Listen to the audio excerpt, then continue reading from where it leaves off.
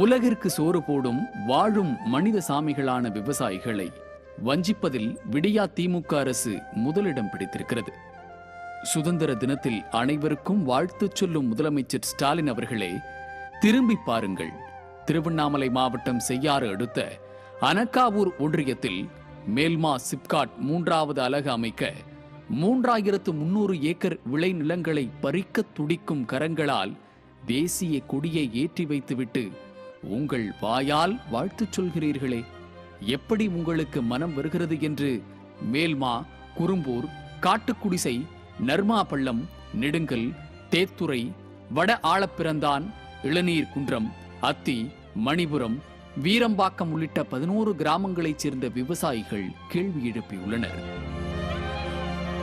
விவசாயிகளின் வாழ்வாதார பிரச்சனையை கண்டித்து சுமார் 126 நாட்களை கடந்து அறவழியில் போராடிய விவசாயிகள் 7 பேர் மீது குண்டர் சட்டம் போட்டது திமுக அரசு. விவசாயிகள் மீது குண்டர் சட்டம் போட்ட முதல் அரசும் திமுக தான் என்ற வரலாற்று பெருமையும் முதல்வர் ஸ்டாலினின் அரசிற்கு விவசாயிகள் வழங்கியுள்ளனர்.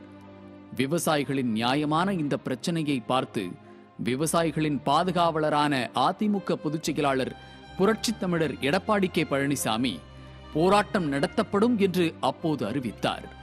அதற்கு பிறகு கைது செய்த 6 விவசாயிகளையும் விடுவித்தது விடியா திமுக அரசின் கைப்பாவையான காவல்துறை. கிருஷ்ணகிரி மாவட்டத்தைச் சேர்ந்த அருள் என்ற ஆறுமுகம் என்ற விவசாயியை மட்டும் விடுவிக்கவில்லை. மேலும் விவசாயிகளுக்கு எதிராக திமுக அமைச்சர் ஏவா வேலு, செய்யாறு திமுக சட்டமன்ற உறுப்பினர் ஜோதி ஆகியோரது தீவிர ஏற்பாட்டில் திமுக கட்சி கொடிகள் கட்டப்பட்ட கார்களிலும் லாரிகளிலும் தலைக்கு 500 ரூபாய் கோட்டர் பாட்டில்கள், கோழி பிரியாணி கொடுத்து சிப்காட் வேண்டும் என்று விவசாயிகளுக்கு எதிராக செட்டிங் போராட்டமும் நடத்தியது திமுக.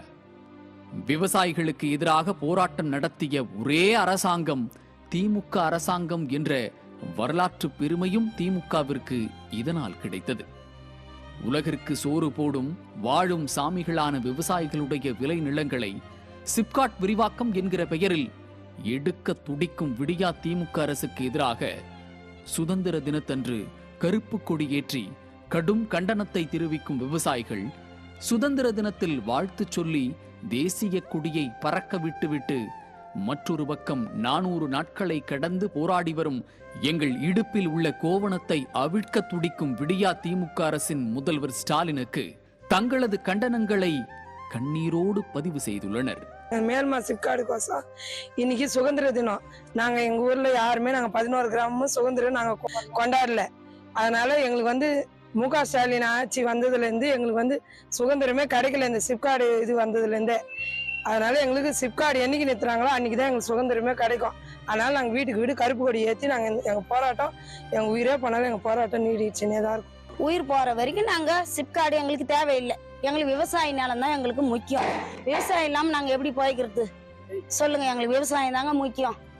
எங்களுக்கு இந்த ஸ்டாலின் அரசு ரொம்ப எங்களை கஷ்டப்படுத்துது, கொடுமைப்படுத்துது. இந்தியாவே சுதந்திர தின விழா வாழ்த்துக்கள்லாம் தெரிவித்து சுதந்திரமாக கொண்டாடும் வேலையில இந்த தமிழ்நாடு அரசு அலட்சிய போக்கால, சட்டமன்ற உறுப்பினர்களோட அராஜக போக்காலையும் இங்க நடைபெறுகின்ற நில எடுப்பு, விவசாயிகளிடமிருந்து நில எடுக்கிற சிப்காட் நில எடுக்கிறதுக்காக வர போராட்டத்துக்கான நாங்க கருப்பு தினமா அனுசரிச்சு கருப்பு தினமா எங்களோட வருத்தத்தை தெரிவிச்சு காட்டிக்கிட்டு இருக்கோம். காரணம், இங்க சட்டமன்ற உறுப்பினர் தன்னோட அதிகார துஷ்பிரயோகத்தினால குண்டர்களை விட்டு மிரட்டி கையெழுத்து வாங்குறாங்க.